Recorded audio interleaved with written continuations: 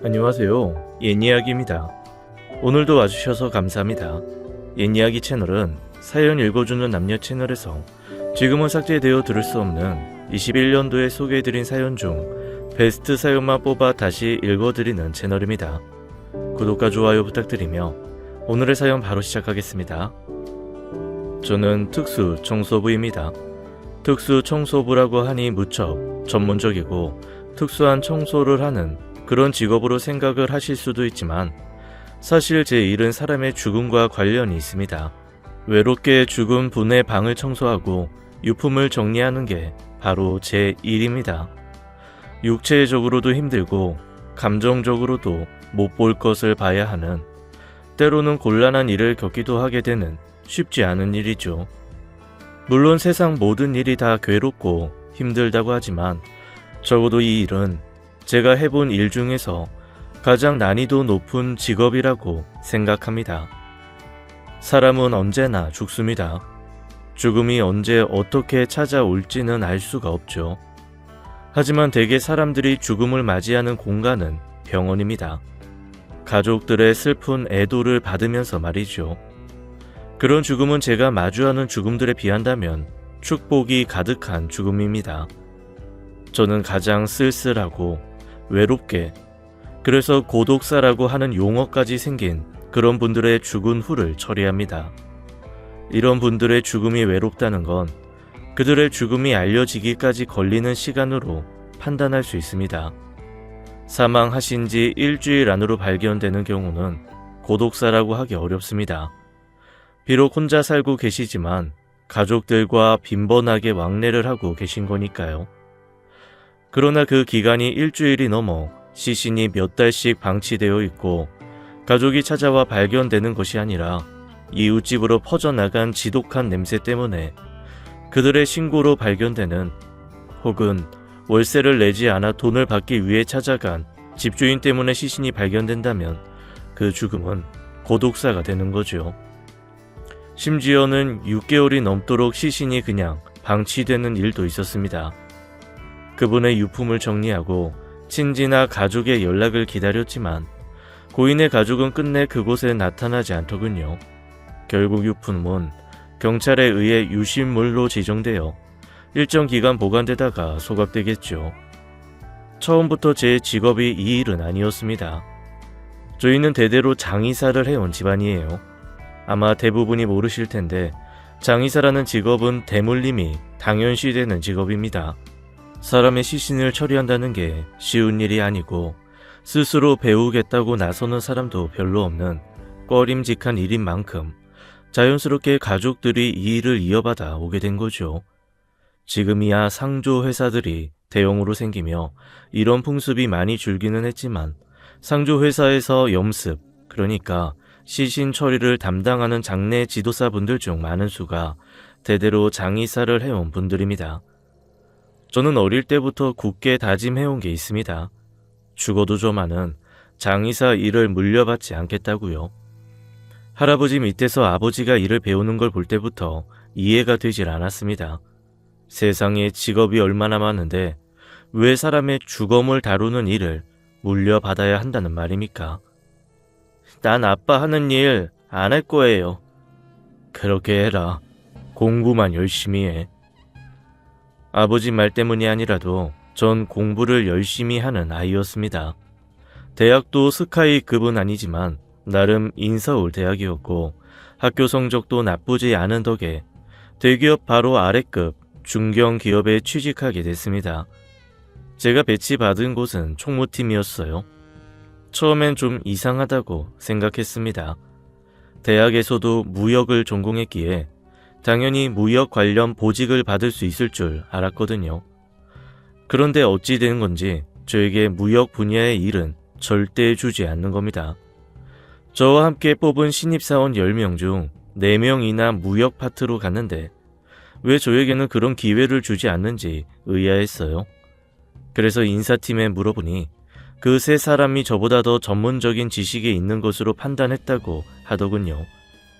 정말 그런 기준이었다면 당연히 인정해야 하지만 연수와 인턴 과정 중 그들과 같이 무역 업무를 진행해 본 결과 무역을 전공한 저는 기본적으로 아는 신용장 등 기초적 이론들도 그분들은 모르고 있었어요. 그들 4명 모두 인문학 계열 전공자들이었거든요. 그런 분들이 저보다 전문적 능력이 있다는 판단이 말이 안 되잖아요. 이유는 다른 데 있었습니다. 3사람은 소위 말하는 명문대 출신이고 나머지 1명은 사장님의 인척이라고 하더군요. 역시 사회에는 보이지 않는 신분의 벽이 존재하는구나 싶었습니다. 낙심한 저에게 총무팀 과장님이 위로의 말을 전해주었어요. 다 원하는 일만 할 수 있나? 여기서 열심히 하다 보면 기회 올 거야. 진짜요? 그럼. 전 과장님의 말대로 열심히 일했습니다. 총무팀에서 주로 하는 일은 현업 업무를 지원하는 겁니다. 말로 하면 멋있어 보이지만 실상 저에게 떨어진 일이라고는 부서별로 필요한 비품 재고를 관리하고 탕비실을 채워놓거나 하는 일이 대부분이었죠. 한마디로 일을 한다고 티가 나지는 않는데 조금만 신경 안 쓰면 금방 티가 나는 그런 일입니다. 탕비실 하수구 막혔어요. 얘기한 지가 언젠데 아직도 안 고쳤어요. 에어컨 고장났어요. 그건 에어컨에 붙어있는 AS로 직접 전화하시면 전화했더니 계속 뭔 제품 번호인지 물어보잖아요. 그게 어디 붙어있는지 내가 어떻게 아나요? AS에 필요한 일렬 번호는 에어컨 옆면에 보기 좋게 붙어 있었습니다. 그냥 다 귀찮은 거죠. 자기 집이었으면 안 보이는 번호라도 눈 씻고라도 찾아 확인했을 텐데 회사에는 그렇게 하지 않는 겁니다. 그런 자질구레한 일만 하며 하루를 보내니 스트레스가 쌓일 수밖에 없더군요. 더군다나 탕비실에 물건을 채우고 있는 저를 보며 한심하다는 듯 묘한 미소를 날리는 무역 파트 동기들의 시선은 정말 모욕적이었습니다. 그래도 버텼습니다. 열심히 하다 보면 기회가 있을 거라고 생각했으니까요. 하지만 1년이 지나고 2년차가 되어도 제 일은 달라지지 않았습니다. 그러다 문득 궁금해졌습니다. 지금 총무팀 선배 대리님은 원래 무슨 업무를 하고 싶었는지 말입니다. 대리님은 원래 무슨 파트 지원하셨어요? 수출 전문 기업인데 당연히 무역 파트지. 그런데 왜 총무팀에 계신 건지. 낸들 아냐? 까라면 까는 게 직장이지. 그 선배 대리는 6년째 총무팀에서 벗어나지 못하고 있었습니다. 당연히 타 팀으로의 전출에 대해 시도도 해봤지만 무역 파트에서 받아주지를 않았다더군요. 무역의 경우 전문적 영역인데 5년 이상 총무팀에만 있던 사람이 와서 무슨 일을 하겠냐면서요. 이런 식이라면 저한테도 기회가 없을 것이 분명했습니다. 이직을 깊이 고민했지만 그게 어디 쉬운 일인가요?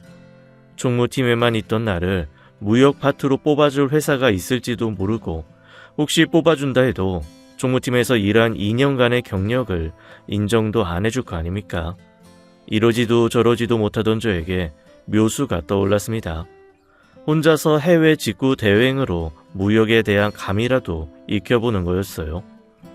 회사를 간두지 않아도 되고 내가 원하던 일도 할 수 있으니 좋은 방법이라 생각했죠.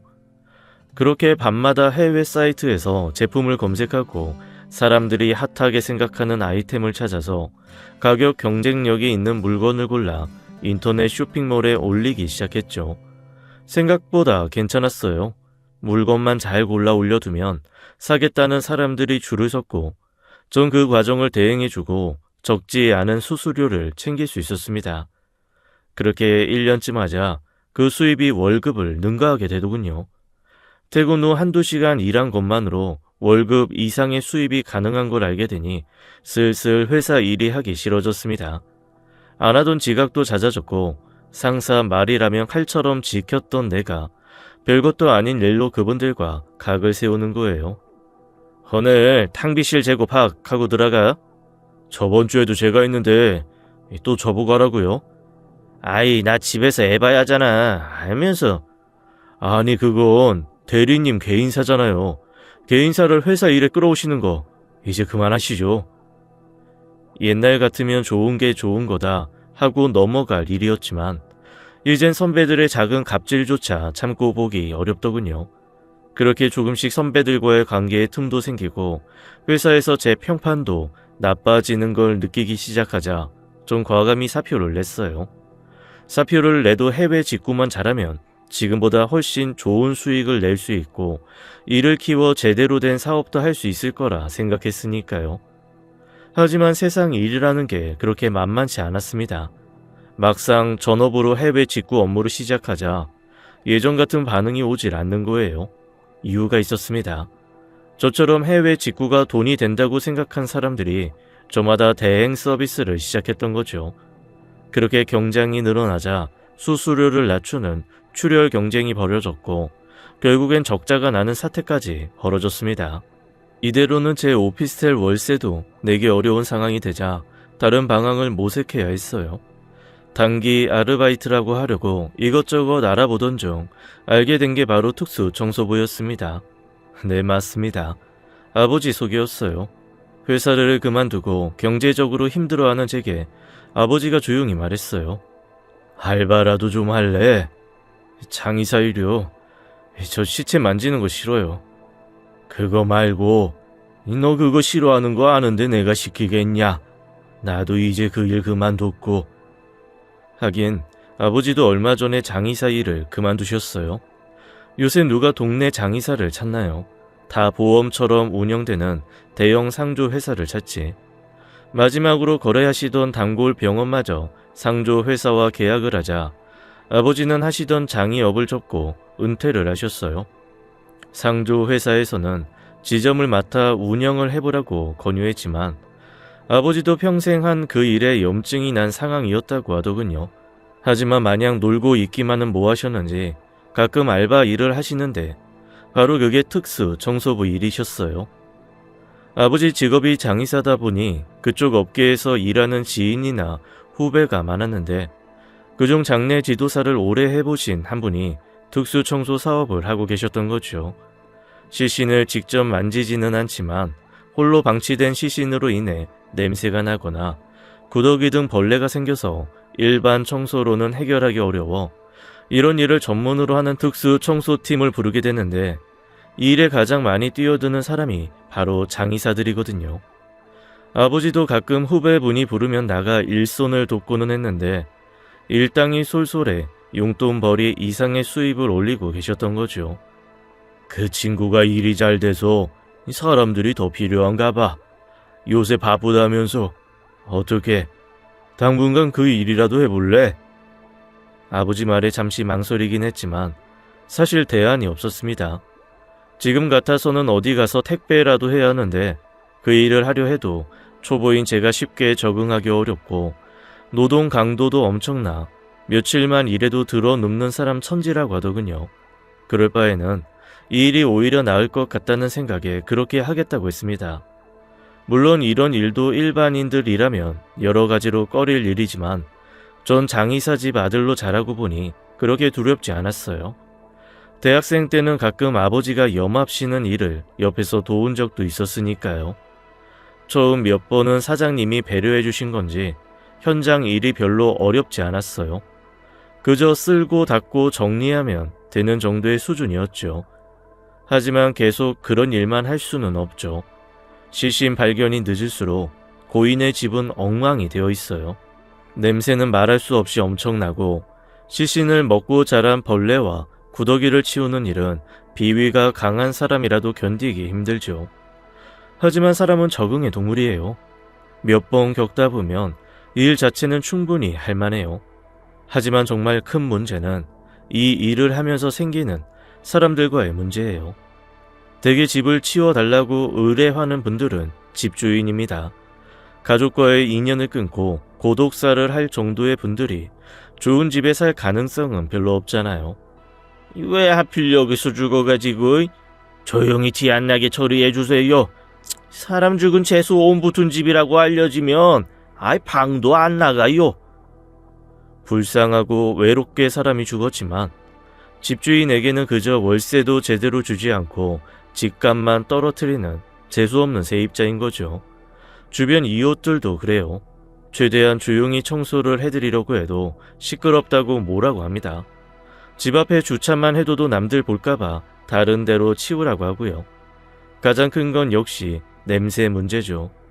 아무리 특수 약품을 뿌려 제거를 해도 일주일 이상 방치된 시신에서 나오는 냄새는 쉽게 빠지지 않아요. 일을 하고 나오는 저희를 사람들은 마치 귀신을 보듯 피해요. 그 냄새는 옷을 씻어도 목욕을 해도 남아있거든요. 그러니까 전 죽음의 채취를 달고 사는 셈이죠. 이럴 바에는 차라리 장례 지도사가 더 나은 게 아닌지 생각이 들 정도니까요. 그래도 어쩝니까? 당장 목구멍이 포도청이니 말이죠. 오랫동안 이 일을 하고 싶지는 않지만 제대로 된 무역업을 할 사업 자금을 마련할 때까지는 꼭 참고 이 일을 하기로 했어요. 저희는 일을 시작할 때 고인에 대한 묵념을 하며 시작합니다. 마치 장례 지도사가 염을 시작할 때 묵념하는 것처럼요. 그리고는 조용히 고인의 흔적과 마주하죠. 들어가기 전 고인에 대한 정보를 따로 듣거나 하지는 않지만 집으로 들어가는 순간 그분에 대해서 알게 됩니다. 비록 작고 초라한 집이라 하더라도 그곳에는 고인의 취향이 드러나게 되어 있어요. 깔끔하면 깔끔한 대로, 대충 사는 스타일이면 대충 사는 모습 그대로 집에는 그 인장이 찍혀 있죠. 특히 생애에 대한 애착이 가득하고 항상 오늘보다 내일을 준비하던 분들의 집에 가게 되면 정말 짠한 마음이 들고는 합니다. 가끔 그분들 친인척 연락처를 알기 위해 노트나 앨범 같은 걸 열어봐야 합니다. 경찰이 찾아보는 게 우선이긴 하지만 생각보다 고인의 친인척을 찾기가 어려울 때가 많거든요. 오늘도 그런 날이었습니다. 오전 일찍 사장님한테 연락이 왔더군요. 오늘 시간 있어? 시간 괜찮아요, 사장님. 그럼 나와. 시신은 벌써 치웠고 자살인데 바로 발견돼서 그렇게 치울 것도 없어. 일로 생각한다면 참 편한 직업이 될 것 같지만 자살자 분들을 대하는 건 그거대로 마음을 무겁게 합니다. 오죽하면 생의 끈을 스스로 놓았을까. 작업하는 중에도 그런 생각이 제 마음을 짓누르거든요. 아무튼 일은 일이니 마음의 준비를 하고 현장으로 향했습니다. 평소처럼 고인에 대한 명복을 빌고 고인의 원룸에 들어갔습니다. 정말 깔끔하게 정리되어 있었어요. 마치 자기의 죽음을 발견한 누군가에게 부끄럽지 않게 하려는 것처럼요. 보통 그런 사람은 자의식이 강한 여자인 경우가 많은데 이번에도 예외가 아니었습니다. 그걸 확실하게 해주는 건 침대 위에 놓인 예쁜 곰 인형이었습니다. 피지도 않은 젊은 죽음이라면 더욱 안타까운 법이죠. 왜 죽었냐? 왜 아까운 생명을 버리는데 누군 사는 게 편한 줄 아나? 이런 말을 일하는 내내 뇌까리게 되더군요. 사실 저도 일이 안 풀려 빚을 지고 월세도 내지 못할 때 그런 나쁜 생각을 하게 됐으니까요. 하지만 아빠를 생각하면서 참았어요. 죽은 나의 시신을 장의사 출신인 아버지가 염하면서 우는 상상을 하니 더 이상 나쁜 생각을 할 수가 없더군요. 고인의 마지막 흔적은 주방 옆에 놓인 작은 테이블 위에서부터 시작되었습니다. 투명 봉투에는 메모와 함께 현찰 17만 5천 원이 들어있었어요. 그 돈은 이번 달에 내야 할 전기와 가스 요금이었고 메모에는 직접 내지 못해 죄송하다며 집주인에게 미안함을 전하는 고인의 손글씨가 적혀 있었습니다. 남에게 폐를 끼치지 않겠다는 고인의 생각이 담긴 그 글씨체는 너무도 예뻐 가슴이 먹먹해지더군요. 하지만 그 메모와 돈을 집주인에게 전하자 정신 나간 여자 하나 때문에 이게 무슨 고생이냐며 투덜대던 집주인마저 숙연해지더군요. 뭘 이런 것까지 준비해도 그 돈이 얼마나 한다고. 이야. 우리가 혹시 뭔 실수라도 할까 옆에서 지켜보던 주인은 그 길로 사라져 돌아오지 않았습니다. 미친 여자. 책상에 놓인 항우울제를 보면 틀린 말도 아닙니다. 이미 이런 약을 먹는 사람을 알았기 때문에 약병만 봐도 그게 무슨 약인 줄 금방 눈치챌 수 있죠. 약이 놓인 작은 책상 역시 먼지 하나 없이 깔끔하게 정리되어 있었습니다. 정신 나간 여자라고 지저분하게 사는 건 아니니까요. 그녀가 봤을 작은 거울 옆에는 평소 외출할 때 사용했을 화장품들도 가지런히 놓여있더군요. 거울 앞에서 화장할 그녀의 모습이 궁금했습니다. 보통 젊은 여자라면 자신의 책상 위에 독사진이나 가족들과 함께 찍은 사진이 있기 마련인데 그녀는 그런 것으로 자신의 모습을 쉽게 드러내려 하지 않은 모양입니다. 이것도 그런 치료를 받는 여자들의 특징이지요. 어쨌든 신원이나 연락처 같은 걸 확인하여야 하기에 하다못해 그녀의 앨범이 있을까 찾아봤는데 그것도 없더군요. 최대한 저와 동료들은 고인과 고인 가족에 대한 정보를 알아보려고 노력합니다. 경찰이 회수해간 핸드폰으로 통신 기록을 확보한다고는 하지만 행정 절차상 시간이 꽤 필요한 만큼 저희가 먼저 연락할 방안을 마련하는 게 좋기 때문이죠. 그렇게 책상 위를 뒤지던 저는 통장 하나를 발견했습니다. 그저 평범한 입출금 통장이었지만 그 통장을 보자마자 제 가슴은 무너져 내렸습니다. 통장에 적힌 고인의 이름은 이은숙. 고인은 내가 아는 사람이 분명했습니다. 그저 잠시 스치듯 봤고 그녀에게 호감도 느꼈지만 그녀와의 만남은 길지 못했습니다. 그녀의 병 때문이었고 내 인내 부족 때문이었습니다. 연락이 갑자기 끊긴 후에도 혹시 모를 그녀의 연락을 기다렸는데 그런 그녀가 자신의 죽음으로 이렇게 내게 연락을 해온 겁니다. 그 순간 의미 없던 이 작은 원룸이 마치 저에게 하나의 우주가 된 듯 저를 한없이 작게 만들더군요. 몇 개월 전이었습니다. 그때도 전 누군가의 죽음을 정리하러 한 집에 들어갔습니다. 보통 고독사가 일반적으로 발생하는 그런 원룸이 아니라 연식이 오래되기는 했지만 규모가 꽤 큰 오래된 양옥집이었죠. 낡은 집이라도 서울에 이 정도 집을 가지고 있는 사람이라면 꽤 부유한 분일 텐데 홀로 고독사를 당했다는 게 좀 당황스럽더군요. 시신을 직접 보지는 못했지만 수개월 가까이 시신이 방치되어 거의 미라가 되어 있었다고 하더군요. 그렇게 한참 집을 정리하고 있는데 밖에서 소란스러운 소리가 들렸습니다. 이거 누가 마음대로 치우라고 그런 거야? 함부로 손대지 마슈! 고인의 유족이 뒤늦게 찾아온 겁니다. 그는 신발도 벗지 않고 집 안으로 들어오더군요. 곳곳을 뒤지며 뭔가를 찾기 시작하더군요. 이런 경우는 뻔한 겁니다. 평소 고인과의 인연을 끊고 살다가 고인의 사망 소식을 듣고는 집안에 값나가는 물건이라도 있으면 챙겨갈 요량으로 오는 경우가 대부분이죠. 예상대로 사장님한테 들어보니 고인의 아들이라는 저 사람은 치매에 걸린 아버지를 홀로 방치하고 지금까지 살다가 갑자기 찾아와 저렇게 행패를 부리고 있는 겁니다. 여기 도자기랑 그림이 있었는데 그거 어디 갔어? 당신들이 빼돌린 거 아니야? 여기 나 말고 먼저 온 사람 없어? 이미 여러 번 이런 일을 겪은 저희는 집에 들어오면 바로 집안 곳곳을 사진 찍어둡니다. 혹시 생길 이런 시비를 대비하기 위해서죠. 그걸 보고서야 유족이 조금 잠잠해지더군요. 그리고는 말도 없이 돌아가려고 하기에 제가 불렀습니다. 잠시만요. 이거요. 이건 가지고 가셔야 할 것 같아서. 제가 그분에게 주려던 것은 안방 한가운데 벽에 걸려있던 낡은 사진이었습니다. 돌아가신 분과 그분의 부인, 그리고 자녀로 보이는 여자아이. 그 사진은 고인이 아끼던 가족 사진임이 분명하기에 고인의 유품을 챙겨드리려 한 겁니다. 하지만 유족이 말했습니다. 그냥 태워버리세요. 이거 가족 사진 아닌가요? 재차 물었지만 유족은 그거 내 가족 사진 아니에요 라고 차갑게 말하고는 집을 떠나가더군요.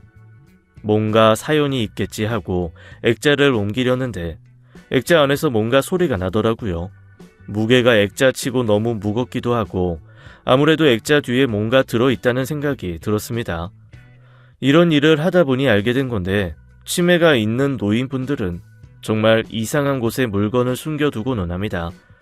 왜 그럴까 하고 이유를 찾아보니 치매에 걸리면 반드시 찾아오는 환상이 누군가가 자기를 공격하거나 물건을 훔쳐가는 피해의식이라더군요. 물론 대개는 별거 아닌 경우가 많았지만 가끔은 금붙이 같은 걸 숨겨놓기도 하시더라고요. 아무래도 이상해서 액자를 열어보니 묵직한 금괴 하나와 함께 메모장이 들어 있었습니다. 메모장에는 한 이름과 애틋한 사연도 적혀 있었죠. 은숙이 보아라. 요새 내가 자꾸 깜빡깜빡한다. 예전 너와 네 엄마를 제대로 간수 못하고 널 버린 게 너무 미안하구나. 네가 날 용서하지 않는다는 거 나도 잘 안다. 그래도 너에게 뭔가 남기고 싶구나. 금괴의 무게는 10량. 시세로 따지면 2천만 원이 넘는 돈이었죠. 어떻게 할까 고민했습니다. 찾아온 유족이 있는 만큼 그분에게 주는 방법도 있었지만 메모 내용으로 봐서 고인이 이 물건을 주고자 한 사람이 아까 그 사람이 아닌 건 분명했죠.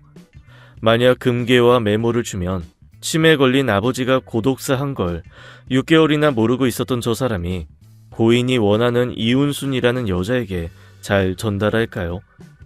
그러지 않을 게 불보듯 뻔했습니다. 이거 이운순이라는 분에게 직접 주죠. 아이, 일 복잡하게 왜 그래? 아까 그 아들 주면 알아서 하겠지. 아까 그 사람 하는 거 못 봤어요? 혹시 귀중품이라도 있나 신발도 안 벗고 돌아다니고 사진 보고도 그랬잖아요. 가족 사진 아니라고. 가족끼리 뭔가 사연이 있는 것 같은데. 아이, 그러니까 딱 봐도 복잡한 가족사에 아니 왜 끼어들려고 그러냐고. 고인이 원한 사람 있잖아요. 아까 묵념까지 하시고는 돌아가신 분 마지막 소원은 들어줘야죠. 안 그럼 우리 벌 받아요. 그제야 사장님이 그러더군요. 아이고 모르겠다. 야, 네가 알아서 해라. 사장님의 허락을 받아내고 전 즉시 이은순이라는 여자에게 전화를 했습니다. 1시간쯤 지났을까? 핏기 하나 없는 여인이 고인의 집으로 들어오더군요. 바로 고인이 그토록 보고파했던 이은순 씨였습니다. 아버지의 메모와 사진을 보자마자 그녀는 서러움에 복받친 듯 오열하기 시작했습니다. 그러길 한참, 겨우 진정한 그녀가 초면인 저에게 아버지와의 사연을 털어놓더군요. 아마 자신의 한 많은 사연을 누구에게라도 말하지 않으면 못 견뎌서였을 겁니다. 은순 씨는 고인의 숨겨진 딸이었던 모양입니다. 어린 시절은 그것도 모르고 그저 아버지가 외국에 있어서 자주 볼 수 없는 정도로 알았다고 하더라고요. 그러다 어느 날 어떤 아줌마가 집으로 찾아와 자기 엄마를 때리기 시작했답니다. 엄마는 그렇게 맞으면서도 미안하다고만 했어요. 비록 어렸지만 바로 알았죠. 그 사람이 아빠의 본부인인걸. 그 일 후 그녀는 엄마 집을 나와 아버지 본가로 들어갔답니다. 자기 엄마가 떠나는 조건으로 자신을 호적에 넣어주기로 했다더군요. 하지만 그 삶이 행복할 리가 있겠습니까? 오빠와 언니는 날 끔찍히 싫어했어요. 그래도 어떻게든 잘 지내보려고 심부름도 하고 아양도 떨어봤지만 소용이 없더라고요. 그 사람들에게 나는 자신들의 가정을 파괴한 악마였으니까. 그런 세월이 10여 년, 결국엔 정신적으로 더 견딜 수 없는 지경이 되었다더군요. 결국 집을 나올 수밖에 없었어요. 우스운 건 그때까지도 전 엄마 호적 그대로였어요. 끝까지 절 가족으로 인정하지 않았던 거죠. 그 후로는 아버지와 그 가족과는 관계를 끊었답니다. 저라도 그랬겠더라고요. 아버지를 딱 한 번 본 적 있어요. 엄마가 돌아가신 날이었죠. 엄마 영정 앞에 앉아 한참을 흐느끼시더군요. 와주셔서 고맙다고 했어요. 저랑 더 얘기하고 싶다 했지만 제가 거부했어요. 아버지에 대한 마음의 상처가 너무 컸거든요.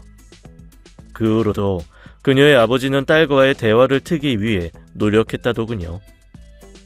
왜 이제 와서 그렇게 나랑 엄마를 헌신짝처럼 버리고서는. 그녀는 아버지의 노력을 끝끝내 외면하고 사는 곳을 알 수 없도록 이사까지 가버렸다 하더군요. 인연은 끊었지만 천륜의 고리는 끊으려야 끊을 수 없는 것 같습니다. 몇 년간을 보지 못한 아버지의 죽음에 이렇게 서럽게 눈물을 흘리는 걸 보니까요. 한참을 울며 넋두리하던 그녀가 자리에서 일어나더군요. 그런데 금괴를 안 받겠다는 겁니다. 고인의 뜻이니 무조건 받으라고 했지만 그녀는 막무가내로 거부했어요. 그렇게 실랑이를 벌이다가 갑자기 그녀가 발작을 일으키는 게 아닙니까? 깜짝 놀라 그녀를 데리고 근처 한 종합병원의 응급실로 향했습니다. 한참을 응급실 밖에서 기다리고 있는데 의사가 나왔어요. 보호자세요. 그게... 네. 팔자에 없이 한 처자의 보호자가 됐습니다. 약 제때 먹어야 해요. 우울증 그거 진짜 위험한 거예요. 옆에서 신경 많이 써주셔야 합니다. 그녀는 오랫동안 심한 우울증으로 고생하고 있었던 겁니다. 청순하고 예쁜 미모의 지적인 분위기의 그녀가 우울증을 앓고 있다니 안타깝다는 생각이 들었습니다. 이유야 어떻던 당장 태어날 수 있는 상황도 아니라 하니 이놈의 보호자 코스프레를 조금 더 해보기로 했습니다. 다음날 그녀가 깨어나더군요. 어제와 달리 한층 안정되어 보이는 그녀는 참으로 예쁜 얼굴이었어요. 자신의 얼굴을 빤히 쳐다보는 제가 부끄러웠나 봅니다. 그게 아니면 자신의 치부를 들킨 처지가 부끄러웠을 수도 있고요. 어제까지 일면식도 없는 사람한테 울며 불며 가족사를 말했고 이제는 우울증이라는 자신의 지병까지 다 까발려졌으니까요. 괜히 그녀의 아픈 곳을 건드릴 이유가 없기에 좀 무조건 밝게 그녀를 대했습니다. 아이고 참, 돈 떼어 먹겠다는 사람도 아니고 이런 금덩어리를 주겠다는 사람 앞에서 그 난리를 치고 그러다 졸지에 제가 보호자 된 거 아세요? 미안해요. 이제 가보세요. 그녀가 차갑게 말하더군요. 그럴 줄 알았습니다. 가야죠. 대신에 줄 건 주고 가야겠네요. 그 말을 하며 다시 10량짜리 금괴를 내밀었어요. 가만, 근데 이거 병실에 놓고 가기에 너무 비싼 건데? 이거 잃어버리면 곤란하잖아요. 그냥 가져가세요. 저 상관없으니까. 그건 아니죠. 제 직업을 규정하는 이름이 여러 가지가 있는데 그중 하나가 유품 정리사예요. 돌아가신 분의 유품을 유족에게 성실하게 전달하는 직업. 이 유품은 고인이 이은순 씨에게 주려 한 거고 전 성실한 유품 정리사로서 이 유품을 은순 씨에게 차질 없이 전달할 겁니다. 은순 씨가 이 아버지의 마지막 유품을 거부하지 않고 받을 때까지요. 전 그 말을 하고는 금괴를 들고 병실을 나왔습니다. 그녀가 그날 금괴를 받을 리도 없었지만 제가 금괴를 가지고 있으면 그녀에게 연락할 핑계를 만들 겁니다. 심한 우울증을 앓는 상황에서 애증의 관계인 아버지까지 돌아가셨다면 혹시라도 안 좋은 선택을 할 수도 있잖아요. 알아보니 주변에 연락하고 지내는 지인도 거의 없는 상황에 나라도 잠시 신경을 써주는 게 좋을 거라는 생각이 들었습니다.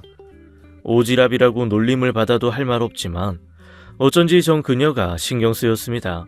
아니 솔직히 말하면 그녀에게 매력을 느꼈다고 하는 게 맞을 겁니다. 저는 매일매일 금 시세를 그녀에게 문자로 보냈어요. 금값 내렸어요. 시세가 계속 하락한다는데 어제 팔 걸 그랬네요. 이런 식으로요. 처음엔 별 반응이 없었어요. 그냥 네, 아니요 정도. 그것만으로도 괜찮았습니다. 일단 연락을 받는다는 게 중요하니까요. 그러다 드디어 전화가 오더군요. 시간이 됐냐고. 함께 금 거래소에 가서 금을 팔고는 그 돈을 입금할 통장을 만들러 은행에 갔습니다. 자신이 쓰는 계좌랑 이 돈을 따로 두고 싶어 한 거죠. 은행에 같이 가자고 하더군요. 사람들을 대하는 게 불편하다고.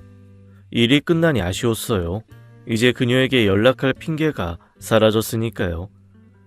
그럼 이제 그만 들어갈게요. 저기 저랑 술 한잔 하실래요?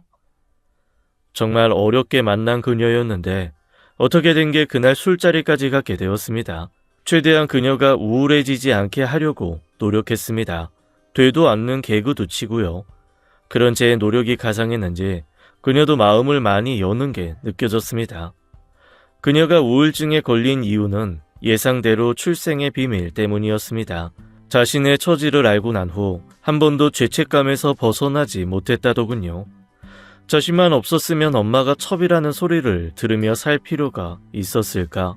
자기만 없으면 엄마가 행복할 수 있다는 생각에 자살을 시도하게 됐고 우울증 진단을 받았다더군요. 어머니가 돌아가신 후 증상은 더 심해져 지금은 약 용량을 더 올렸다고 합니다.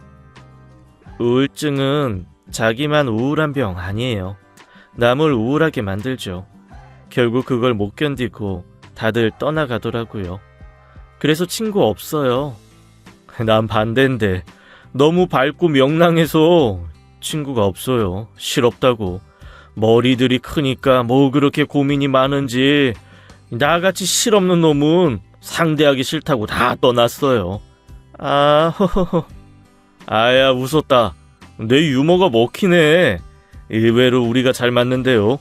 우리 친구할래요? 그녀의 얼굴색이 바로 어두워지더군요.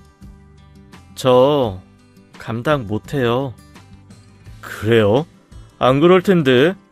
제가 워낙 좀 질긴 놈이라서요. 그 정도가 아니에요. 맞을 수도 있어요. 그거야 맞으면 되죠. 저 맷집 좋거든요. 그 말에 그녀가 웃더군요. 그날 저희는 같이 밤을 보내고 말았습니다. 그렇게 시작된 그녀와 나의 인연은 하지만 오래가지 못했어요. 점점 더 심해지는 그녀의 우울증과 바로 저 때문이었습니다. 그녀는 누군가에게 마음을 열면 그 사람에 대한 의존성이 커지더군요. 잠시만 떨어져 있어도 불안해하는 거예요. 그런 증상이 느껴져 저도 최대한 그녀 옆에 있으려 했지만 일을 안 할 수는 없잖아요. 그걸 못 견디더니 점점 이상한 소리를 했습니다. 어디서 씻고 온 거야? 나 일하잖아. 그 냄새는 빼야지. 거짓말하지 마. 누구 만난 거야? 여자지. 말해.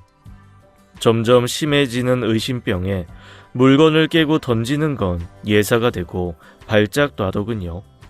그럴수록 그녀가 더 안쓰러웠습니다. 전 그녀에게 말한 것처럼 질기게 그녀 옆을 지켰습니다. 그만큼 그녀를 사랑했으니까요. 하지만 그녀가 못 견디더군요. 더는 나를 괴롭히는 것도 스스로 괴롭히는 것에도 지친 그녀는 나와의 연락을 끊고 사라졌습니다. 미치도록 그녀를 찾아보려 했지만 어디에도 그녀의 흔적은 보이지 않았습니다. 그녀에게 지인이라도 있다면 방법이 있었겠지만 그녀의 어머니가 돌아가신 후 나를 제외하고 그녀가 만나는 사람은 의사밖에 없었습니다. 당연히 의사는 찾아갔었죠. 하지만 그녀는 병원조차 이미 옮긴 상황이었어요. 그녀는 어느 날 문득 제 옆에 나타났다가 그렇게 홀연히 사라졌던 겁니다. 무엇보다 걱정되는 것은 바로 그녀의 상태였습니다. 건드리면 바로 깨질 것 같은 그녀가 혹시 잘못되지 않을까 노심초사하며 하나님께 기도를 올렸죠. 그녀가 비록 나와 같이 할 수 없더라도 그 생명을 지켜달라고. 하지만 바람과 달리 결국 그녀는 이 작은 원룸에서 생을 마감한 겁니다. 그녀의 이름이 적힌 통장을 열어보니 금괴를 팔고 넣어둔 돈은 한 푼도 쓰지 않았더라고요. 결국에 그 돈을 쓰지 않음으로써 죽은 아버지와 화해도 하지 않은 거겠죠. 혹시 나에 대한 추억이 남았을까 그녀의 책상 안 물건들을 뒤져봤지만 아무것도 나오지 않았습니다. 하지만 서운하지 않았습니다. 그녀에게 내가 추억이 아니었다고 해도 내게 그녀는 내 인생 한 자락 가장 뜨거운 추억이었으니까요. 정성껏 그녀의 유품을 모아 태우기 시작했습니다. 마지막으로 고민했습니다. 그녀의 통장을 어떻게 할지. 전에 그 배달은 오빠에게 주고 싶지는 않았습니다. 이 통장 자체가 나와 그녀의 추억이니까요. 저는 그 통장을 타오르는 불꽃 속에 놓고 말았습니다. 통장은 곧 화염이 되어 타오르고 그렇게 그녀를 보냈습니다. 부디 다음 생에는 지금보다 밝은 삶을 살기 바라며 그 새로운 삶 속에 제대로 시작도 못한 우리의 인연도 계속되기를 빕니다. 안녕히. 지금까지 옛이야기였습니다. 끝까지 함께 해주신 여러분 감사드리며 저희는 다음 사연으로 돌아올게요. 감사합니다.